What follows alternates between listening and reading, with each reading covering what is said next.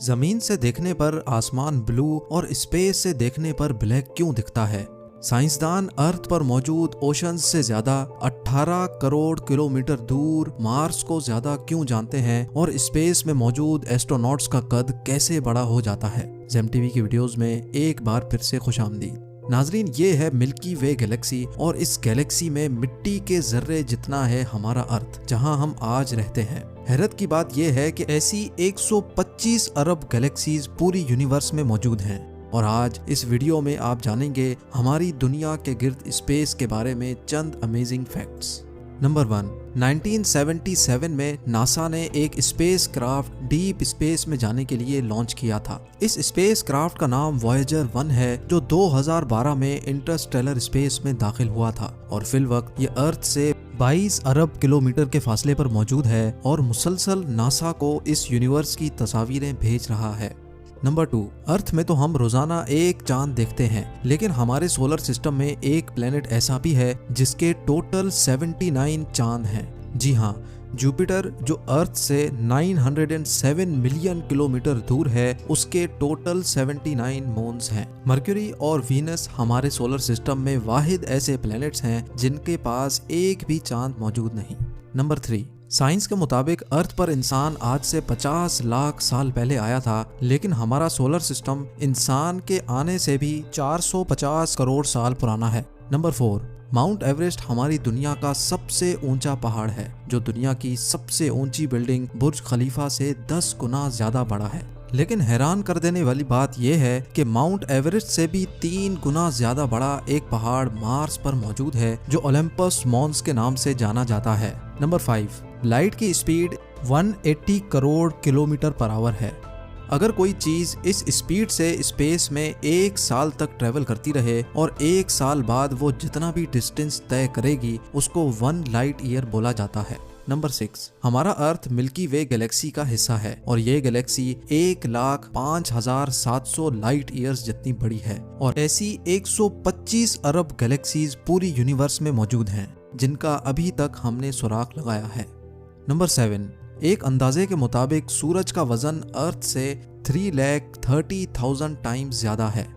Number 8, total 11 लोगों ने चांद पर कदम रखा था। नासा के मुताबिक चांद पर उनके जूतों के निशान अभी तक मौजूद हैं और कभी भी नहीं मिटेंगे, क्योंकि चांद पर हवा मौजूद ही नहीं है जो निशानात को मिटा सके। नंबर 9, अगर किसी इंसान का वजन जमीन पर 80 केजी है तो मार्स पर जाने के बाद उसका वजन 60% कम यानी सिर्फ 48 केजी रह जाएगा, क्योंकि मार्स पर अर्थ के मुकाबले में कम ग्रेविटी है। नंबर 10, अर्थ पर एक दिन पूरे 24 आवर्स का होता है, लेकिन मार्स पर एक दिन 24 आवर्स 39 मिनट्स और 35 सेकंड्स का होता है। इसी तरह अर्थ पर एक साल 365 डेज का होता है, लेकिन मार्स पर एक साल 687 डेज का होता है। क्योंकि अर्थ के मुकाबले में मार्स सूरज से ज्यादा दूर है, तो उसको सूरज के गिर्द गोल चक्कर लगाने में ज्यादा टाइम लगता है। नंबर 11, चांद का डायामीटर 3,474 किलोमीटर्स है। इसका मतलब यह है कि अगर चांद अमेरिका में फिट होना चाहे तो आराम से हो सकता है, उसके बावजूद भी अमेरिका में बहुत जगह बच जाएगी। नंबर 12, समंदर में ऊंची लहरें हवा चलने की वजह से नहीं बनती, बल्कि चांद की वजह से बनती हैं, क्योंकि चांद की ग्रेविटी अर्थ पर मौजूद पानी को अपनी तरफ खींचती है। नंबर 13, प्लूटो साइज में इतना छोटा है कि वो इंडिया में भी फिट आ सकता है। नंबर 14, सर के बाल तो शायद काउंट करना मुमकिन हो, लेकिन आसमान पर कितने सितारे हैं ये काउंट करना पॉसिबल नहीं है। साइंसदानों के एक रफ एस्टीमेट के मुताबिक पूरी दुनिया में रेत यानी सैंड के जितने भी जर्रात मौजूद हैं, उससे भी ज्यादा स्टार्स स्पेस में मौजूद हैं। Number 15, international space station space में मौजूद इंसान की बनाई हुई सबसे बड़ी और महंगी चीज है। नंबर 16, स्पेस में किसी भी लिक्विड को फ्री छोड़ा जाएगा तो वो अपने आप स्फेयर बन जाएगा। नंबर 17, अर्थ पर 3 हिस्से पानी और 1 हिस्सा जमीन का है। अर्थ पर जितना पानी है उसका सिर्फ 5% हम इंसान एक्सप्लोर कर चुके हैं, लेकिन अर्थ से 18 करोड़ किलोमीटर दूर मार्स पर पानी की तलाश में इंसान अभी तक 15 ऑब्जेक्ट्स भेज चुका है। नंबर 18, दुनिया में चाहे कितना बड़ा टेलीस्कोप भी क्यों ना हो, 5% से ज्यादा यूनिवर्स नहीं देख सकता। नंबर 19, सूरज की रोशनी को जमीन तक पहुंचने में 10 मिनट लगते हैं, यानी सनसेट के दौरान जब सूरज इस पॉइंट पर होता है वो असल में सेट कर चुका होता है, पर हमें 10 मिनट बाद पता लगता है। नंबर 20, इंटरनेशनल स्पेस स्टेशन 24 घंटों में हमारी दुनिया के गिर्द 16 चक्कर लगा लेता है, यानी हर 92 मिनट्स में वो पूरा एक चक्कर कंप्लीट कर लेता है। नंबर 21, 2016 में साइंसदानों को स्पेस से एक रेडियो सिग्नल रिसीव हुआ जो तकरीबन 5 बिलियन लाइट ईयर्स दूर से आया था, जिसका मतलब यह हुआ कि जिस वक्त ये सिग्नल इतनी दूर से ट्रांसमिट हुआ था उस वक्त हमारी दुनिया भी मौजूद नहीं थी।